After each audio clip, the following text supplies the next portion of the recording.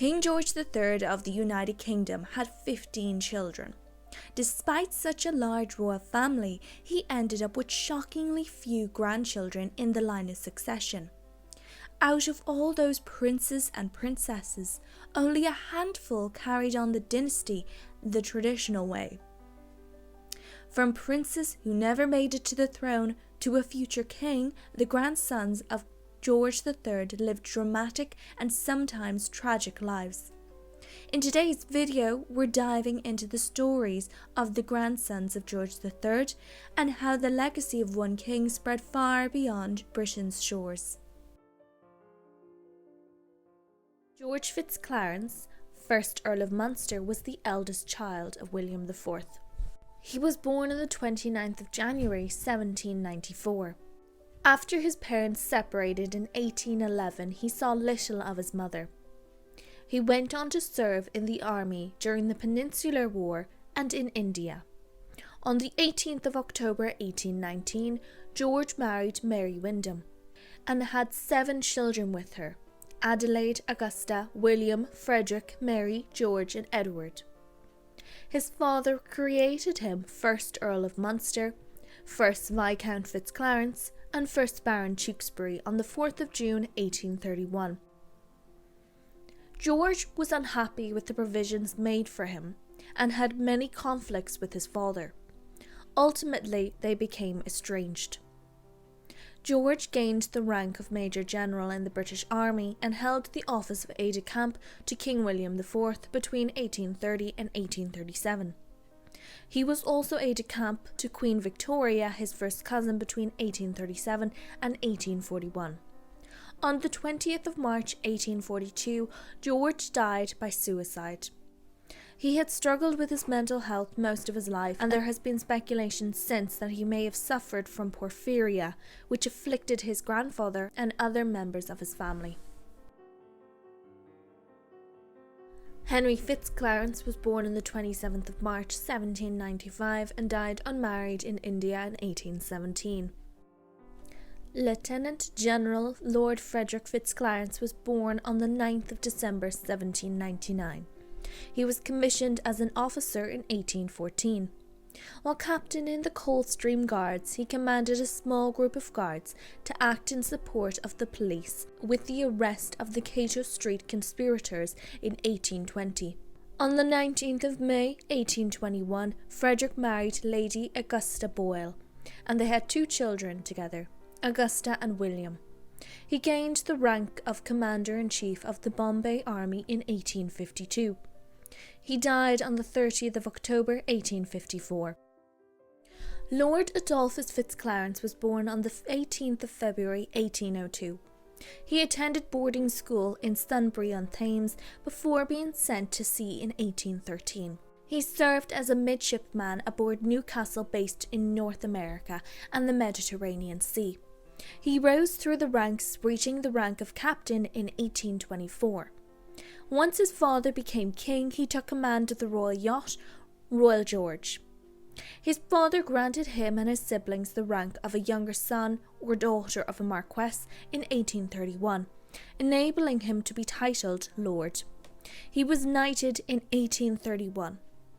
His father appointed him Groom of the Robes in 1830 and a Lord of the Bedchamber in 1833. Adolphus retained command of the royal yacht when his cousin Victoria became queen in 1837, until he was promoted to Rear Admiral in 1853. In 1848, he was appointed a naval aide-de-camp to the Queen and retained the office until his death on the 17th of May 1856. He never married and had no children. Lord Augustus FitzClarence was the youngest son of William IV by his mistress Dorothea Jordan. He was born on the 1st of March 1805.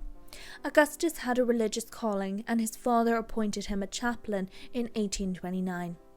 That same year he was presented with the vicarage of Mapledurham.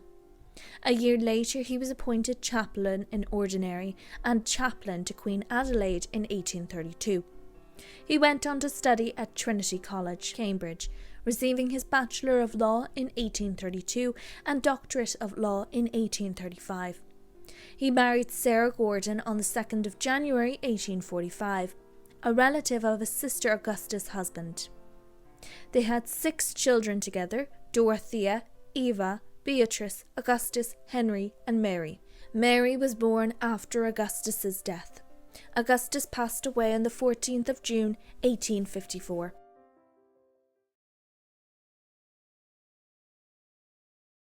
King George V of Hanover was the last king of Hanover. He was born on the 27th of May 1819 in Berlin to Prince Ernst Augustus, Duke of Cumberland and Teviotdale, and Duchess Frederick of Mecklenburg-Strelitz. George was a grandchild of both King George III of the United Kingdom and Charles II, Grand Duke of Mecklenburg-Strelitz. He was 7th in the line of succession to the British throne at birth. George grew up in Germany and Great Britain. By the age of 14, he was completely blind, having lost his eyesight in one eye in 1828 and the other eye in 1833. His father hoped George would marry his cousin, the future Queen Victoria, but this was not to be. In 1820, King George III passed away, and his eldest son George succeeded as King George IV. When he died in 1830, his younger brother William became King William IV and reigned until 1837. By this point, George was 3rd in the line of succession after his cousin Victoria and his father Ernest Augustus.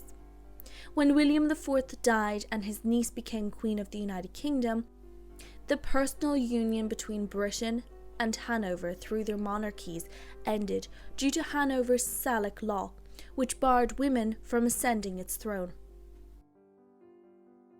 George's father succeeded to the Hanoverian throne as Ernest Augustus. He remained 2nd in the line of succession until the birth of Victoria, Princess Royal, the eldest child of Queen Victoria, in 1840. In 1839, George met Princess Marie of Saxe-Altenburg. 4 years later, they were wed on the 18th of February, 1843, and had 3 children together: Ernest Augustus, Frederica, and Marie.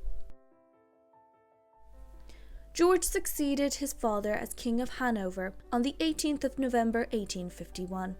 He took the regnal name of King George V. Unlike his father, George held a strong dislike of Prussia and refused Prussia permission to build a railway line from Minden to Wilhelmshaven.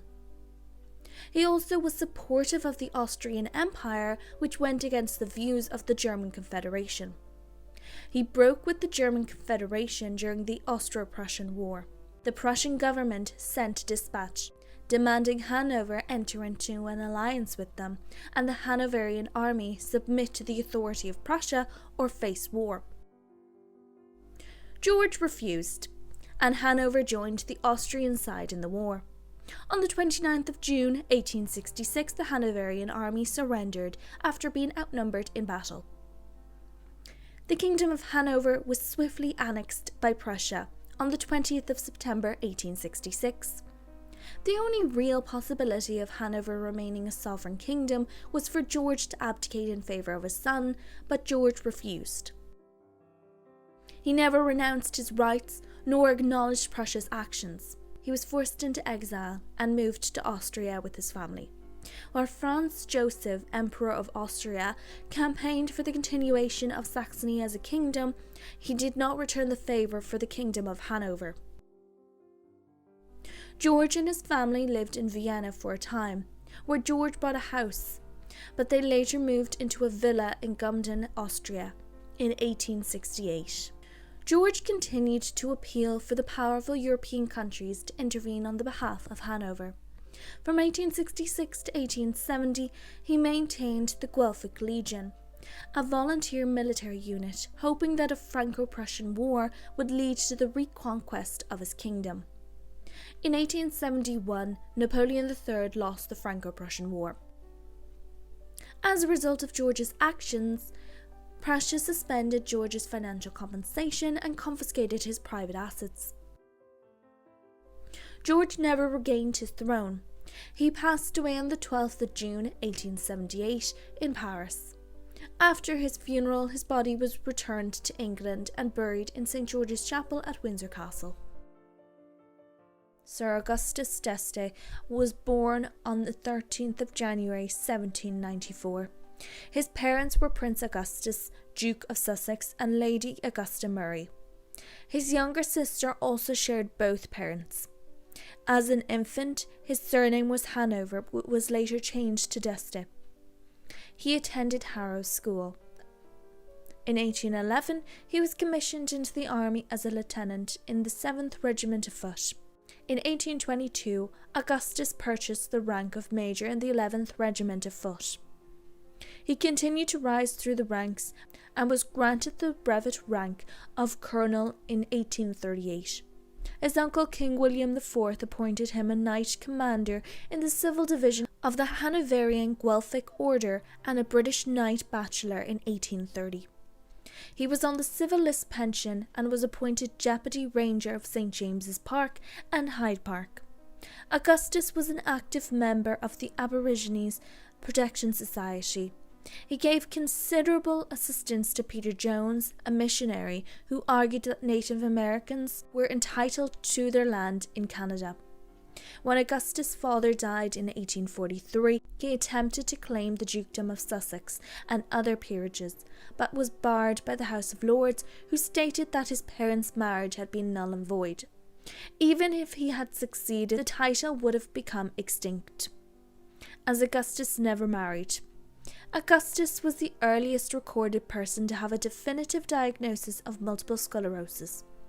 He was not diagnosed during his life, but he left a detailed diary describing 22 years of living with MS. In his later years of life, he was confined to his bed, but remained optimistic about life.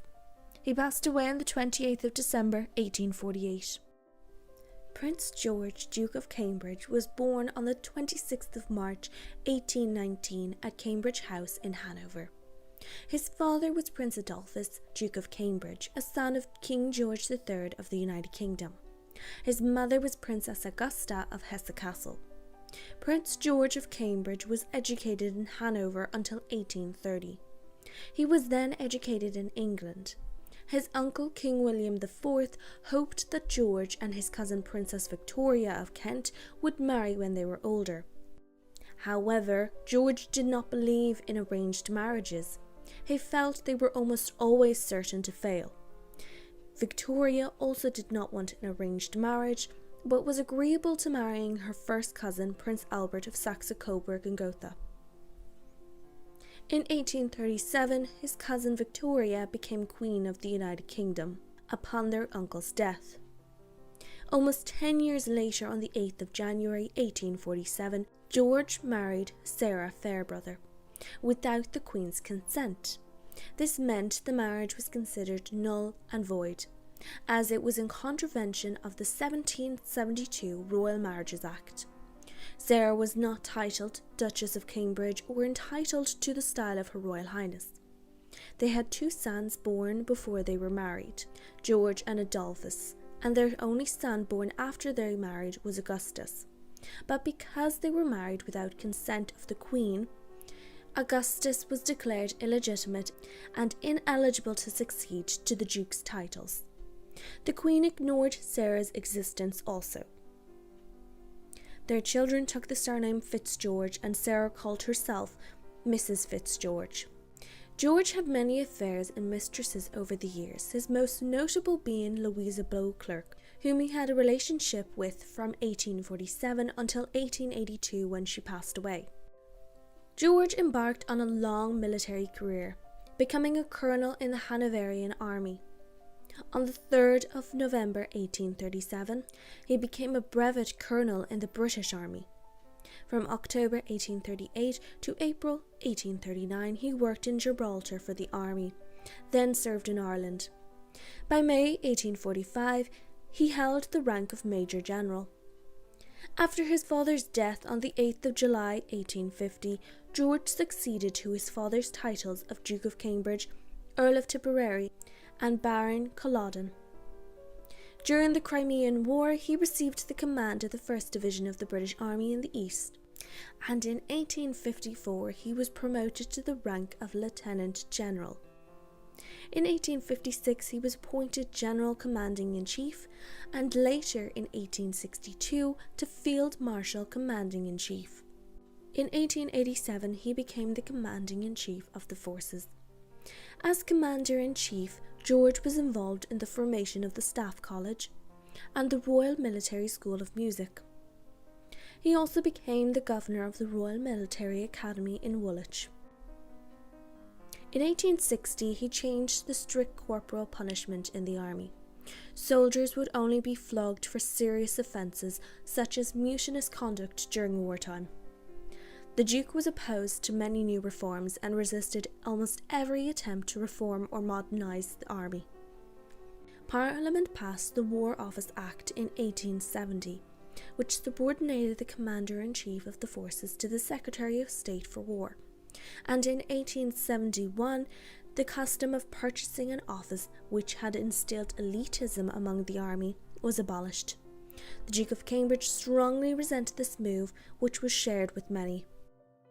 With mounting pressure against him for reform, the Duke was forced to resign on the 1st of November 1895. He was succeeded by Lord Wolsey. He was given the title of Honorary Colonel-in-Chief to the forces upon his resignation. As George aged, his strength and hearing began to fail. At Queen Victoria's funeral, he was unable to ride to the funeral and had to attend in a carriage. On the 17th of March 1904, George passed away from a stomach hemorrhage and was buried next to his wife, whom had died in 1890, in Kensal Green Cemetery.